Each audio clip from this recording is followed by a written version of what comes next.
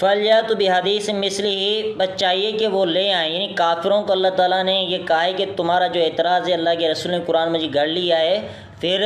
تم قرآن مجید جیسی کوئی بات لے آؤ، مثلہ ہی جیسی بات لے آؤ، ان کانوا صادقین، اگر تم سچے ہو۔ تو اللہ رب العالمین نے ان کو چیلنج دیا ہے کہ اگر تم سچے ہو تو قرآن مجید جیسی کوئی کتاب، کوئی سورت، کوئی آیت لے کے دکھاؤ، یا تو پھر تم جھوٹے ہو، پکے جھوٹے ہو۔ ام خلقوا من غیر شیء ام هم الخالقون، یا پیدا کیے گئے من غیر شیء کسی چیز کے علاوہ سے، ام هم الخالقون، یا وہ خود پیدا کرنے والے ہیں۔ یعنی اللہ رب العالمین کو وہ کیوں جھٹلا رہے ہیں، اللہ کی بات کو کیوں جھٹلا رہے ہیں؟ کیا ان کا خالق کوئی اور ہے، یا وہ خود خالق بن کے بیٹھے ہوئے ہیں؟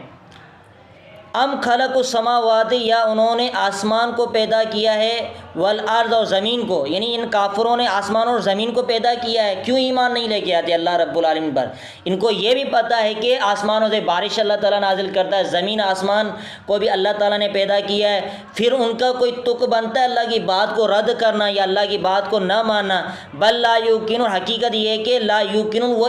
یقین نہیں رکھتے، یعنی ان کا اللہ پر ہی یقین نہیں ہے، اس وجہ سے وہ آخرت کو جھٹلاتے ہیں، اس قرآن مجید کو جھٹلاتے ہیں۔ ام عندہم خزائن ربک ام هم المسیطرون، یا ان کے پاس تیرے رب کے خزانے ہیں، یا وہ خود نگہبان ہیں، محافظ ہیں۔ یعنی اللہ رب العالمین نے رسول اللہ صلی اللہ علیہ وسلم کو وحی دے کر بھیجا ہے، وحی دے کر بھیجا ہے،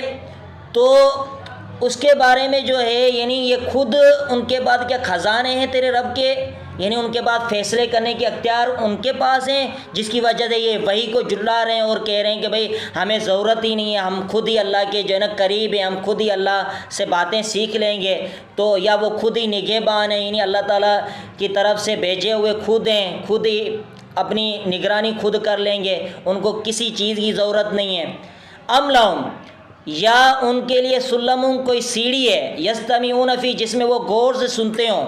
یہ اللہ رب العالمین نے سارے اعتراض کافروں کے اوپر کیے ہیں کہ بھائی تمہارے پاس ان چیزوں میں کچھ بھی نہیں ہے، پھر تم دعوت کو کیوں ٹھکرا رہے ہو؟ نہ تمہارے پاس کوئی اختیار ہے، نہ تم خالق ہو، نہ کسی چیز کو بنانے کے اوپر قادر ہو، نہ تم اوپر جا کر کوئی بات سننے کے اوپر تمہارے اندر طاقت ہے، یستمعون فی، جس میں تم بات کو غور سے سن سکو، کوئی سیڑھی بھی نہیں ہے تمہارے پاس۔ فلیات مستمعون، پر چاہیے کہ لے آئے ان میں سے خوب سننے والا، بسلطان مبین، کوئی واضح دلیل پیش کرے۔ یعنی یہ ایسی دلیلیں پیش کرتے ہیں کہ اللہ کے رسول کو کاہن، مجنون، پاگل کہتے ہیں، شاعر بھی کہتے ہیں، اور کہتے ہیں اللہ کے رسول نے یہ قرآن مجید بنا کر لے کے آئے، خود ہی اپنی باتوں میں خود پھنسے ہوئے ہیں۔ بھائی کاہن بھی کہتے ہیں اور اللہ